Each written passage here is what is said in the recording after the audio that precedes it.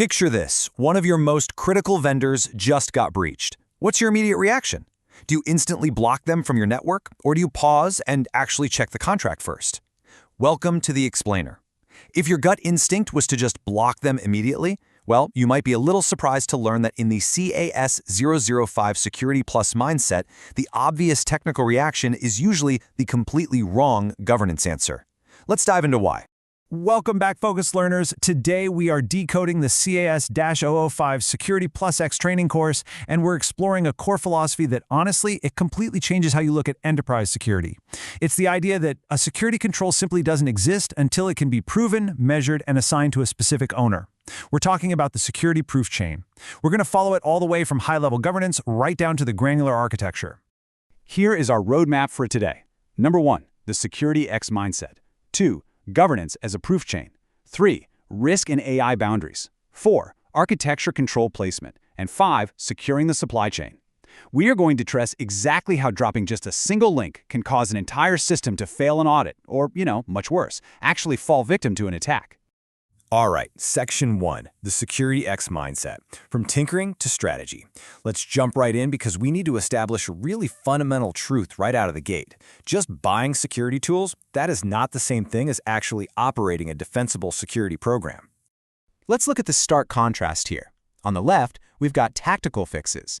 This is stuff like buying a flashy new tool or taking manual screenshots to prove some setting is turned on.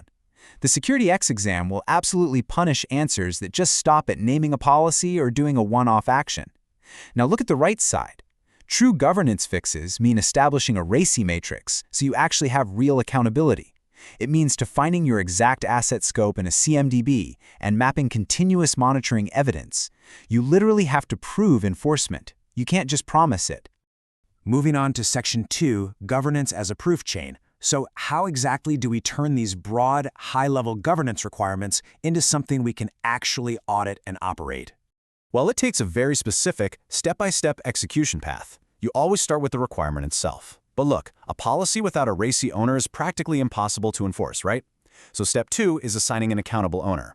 Step 3, you verify the affected assets over in your CMDB. Step 4, you inspect your GRC mappings, your governance risk and compliance mappings to make sure the framework actually connects to the evidence. And finally, Step 5, you review the dashboard to prove continuous control coverage. If literally any of these links break, the whole chain falls apart. Notice the traceable link requirement we're highlighting here. Think about it. If you've got some orphaned asset sitting in your CMDB that isn't tied to an owner or a criticality level, you just cannot validate the controls. No way. You might have the most beautiful policy document in the world, but if your continuous monitoring evidence is stale, or if your GRC mapping is just living in some manual spreadsheet somewhere, you simply cannot prove that your control is actually working. Okay, Section 3, risk and AI boundaries. Let's see how this exact same proof chain applies to things like business risk, third-party exposures, and the frankly wild world of emerging tech like AI. Look, when an incident hits, you can't just react to the loudest technical alarm bells. You've got to validate your priorities. A massive takeaway from this material is that you have to separate technical severity from business consequence. A lower CVSS vulnerability might actually outrank a critical one if the exploit path and the business impact are worse. Plus, a backup isn't a resilience control until you have the restore evidence to prove it actually hits your recovery point and recovery time objectives. And hey, remember that opening question about the vendor breach? You absolutely have to inspect those third-party contracts because incident scope almost always involves inherited data risk and strict legal timelines. This absolute need for validation becomes super clear when we start talking about AI adoption. We have to define a trust boundary. This is the exact point where data crosses over into a new domain. There is a huge misconception out there that prompt wording or tuning a model's personality counts as an enforcement boundary. It absolutely does not. Your real control is in identity and access management, data loss prevention, sandboxing, and your audit logs. It is absolutely critical that we translate AI buzzwords directly into standard architectural controls. An AI assistant isn't magic, it's really just a privileged application.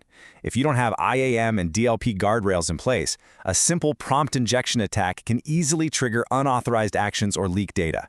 And if your model's supply chain lacks AI governance, your system might just blindly trust a tool's execution without any containment whatsoever. You've got to block those unauthorized paths right at the boundary. All right, Section 4, Architecture Control Placement.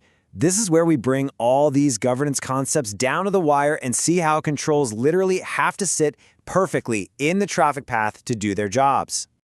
Think about the linear progression of a network packet. It starts with a client request, routes through a CDN, hits WAV inspection, goes to a load balancer, reaches the application tier, and finally generates a central log. You absolutely have to follow this actual request path before you choose where to put a control. I mean, an intrusion detection system literally cannot detect traffic that never reaches it. A WAF can only protect your backend if the architecture forces the traffic to pass through it first. This brings us to the ultimate distractor in security architecture. Misplaced controls create clean logs, while attacks or outages continue somewhere else entirely.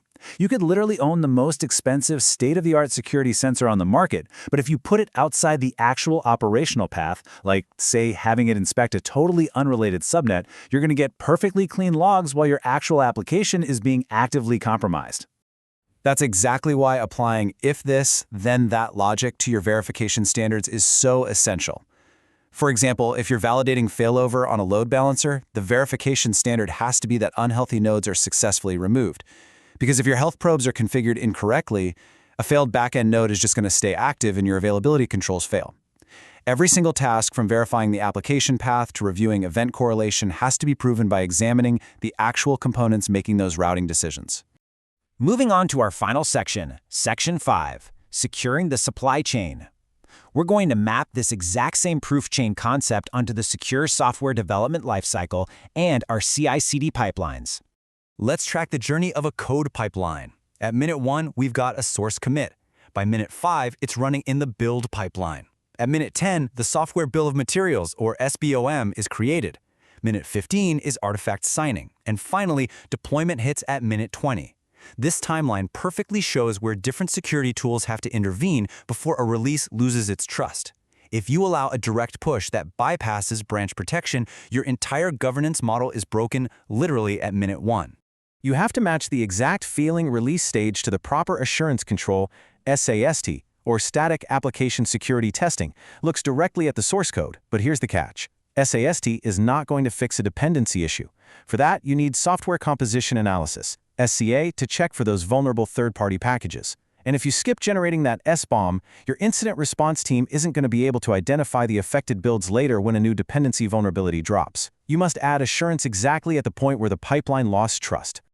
So we've covered a ton of ground today, from RASI matrices and AI trust boundaries all the way down to load balancer health probes and CI/CD pipelines. But honestly, it all comes back to one core concept. I want to leave you with this final provocative thought.